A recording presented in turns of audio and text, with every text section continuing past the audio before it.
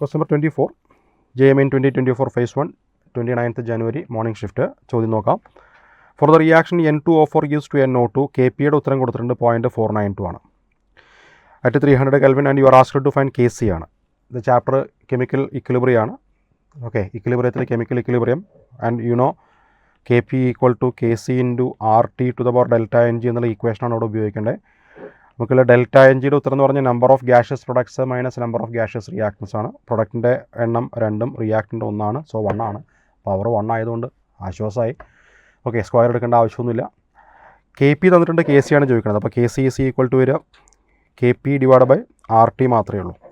Kp എന്ന് പറഞ്ഞാൽ 0.492 അല്ലേ. സോ 0.492 ഡിവൈഡ് ബൈ ആറിൻ്റെ ഉത്തരം 0.082 ഇൻറ്റു ടെമ്പറേച്ചറിൻ്റെ ഉത്തരം 300 ആണ്. ഇതിപ്പോൾ ഒരു 492 ഇൻറ്റു 10⁻³ ഡിവൈഡ് ബൈ 82 ഇൻറ്റു 10⁻³ പിന്നെ ഒരു 300.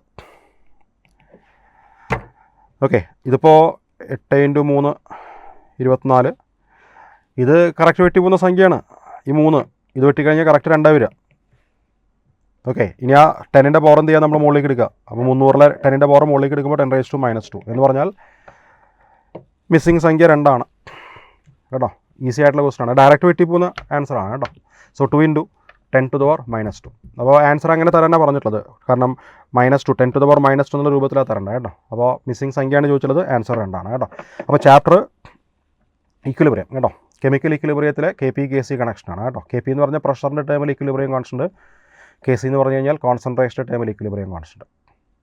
ഓക്കെ.